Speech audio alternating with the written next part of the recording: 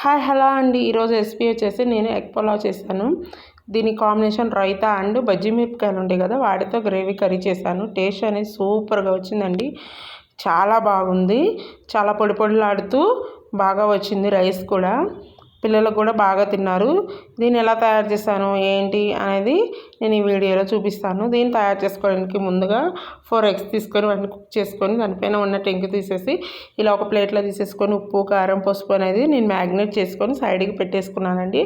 అలాగే మరొక బౌల్లో రైస్ అనేది, ఈ రైస్ నేను ఈ గ్లాస్తో తీసుకున్నాను, బాస్మతి రైస్ తీసుకొని వాష్ చేసుకొని సైడ్కి ఇలా పెట్టేసుకొని ఒక కళాయి అనేది తీసేసుకొని అందులో ఒక పెద్ద స్పూన్తోనే ఆయిల్ అనేది వేసేసుకున్నాను. 2 స్పూన్స్ సన్నగా పొడవుగా కట్ చేసుకున్న ఆనియన్స్ని కూడా వేసేసుకొని ఇలా ఫ్రై అనేది చేసుకున్నానండి. సాల్ట్ వేసుకోవడం వల్ల తొందరగా ఫ్రైడ్ ఆనియన్స్ అనేది రెడీ అవుతాయి.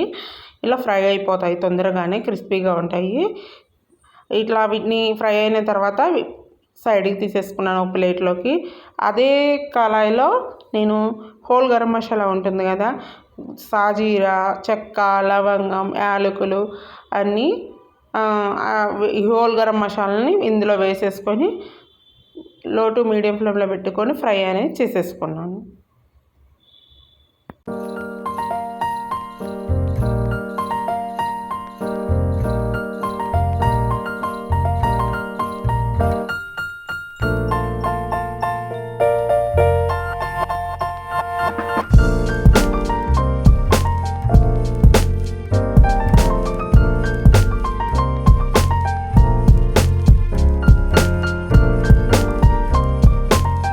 సన్నగా పొడవుగా కట్ చేసుకున్న ఆనియన్స్ని కూడా ఇందులో వేసేసి ఫ్రై చేసేసుకోవాలండి.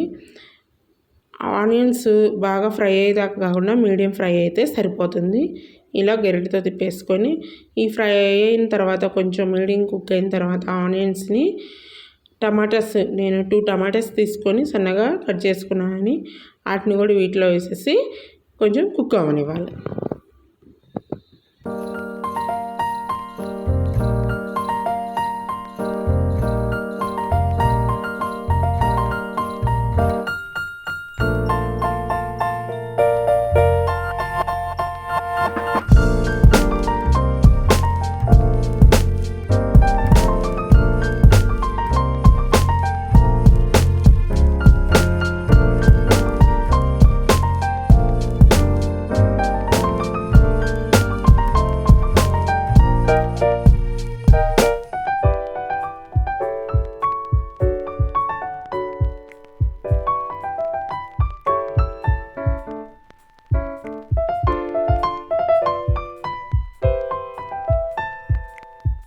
ఇలా టమాటాస్ ఆనియన్స్ పచ్చిమిర్చి కుక్ అయిన తర్వాత అందులో 2 స్పూన్స్ జింజర్ గార్లిక్ పేస్ట్ వేసేసుకొని ఫ్రై చేసుకొని సరిపోతుంది.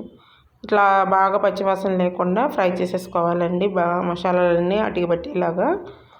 ఇలా ఫ్రై అయిన తర్వాత కూడా నేను 4 స్పూన్స్ పెరుగు కూడా వేసేసుకొని ఇలా ఫ్రై అనేది చేసుకున్నాను. పెరుగు వేసుకోవడం వల్ల ఏంటంటే టేస్ట్ అనేది చాలా బాగుంటుంది.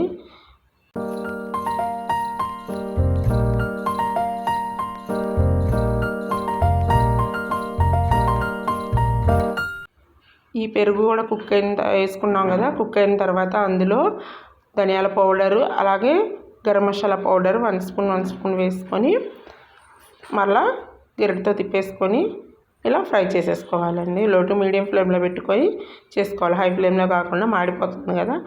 ఇలా అన్నీ కుక్ అయిన తర్వాత కొత్తిమీర పుదీనాకు, కొత్తిమీర లేదండి నేను పుదీనాకు అనేది వేసేసుకున్నాను, కొత్తిమీర ఉంటే వేసుకోవచ్చు. ఇక అవి కూడా వేసిన తర్వాత పుదీనాకు రైస్ వేసుకొని కొంచెం మిక్స్ చేసుకోవాలి. వేసిన తర్వాత అందులో నేను ఏ కొలతతో తీసుకున్నానో సేమ్ అదే కొలతతో గ్లాసున్నర వాటర్ అనేది పోసుకొని సాల్ట్ వేసుకున్నాను, రుచికి తగినంత సాల్ట్ వేసేసుకొని అందులో ఎగ్స్ మనం మ్యాగ్నేట్ చేసి పెట్టుకున్నాం కదా, ఎగ్స్ ఫ్రైడ్ ఆనియన్స్ వేసేసుకొని ఇట్లా కుక్ చేసుకోవాలి.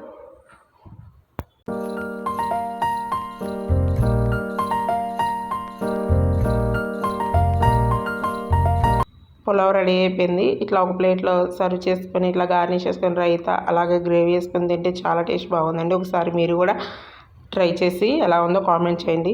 మీకు వీడియో నచ్చితే లైక్ చేయండి, షేర్ చేయండి, సబ్స్క్రైబ్ ఫ్రెండ్స్. బాయ్.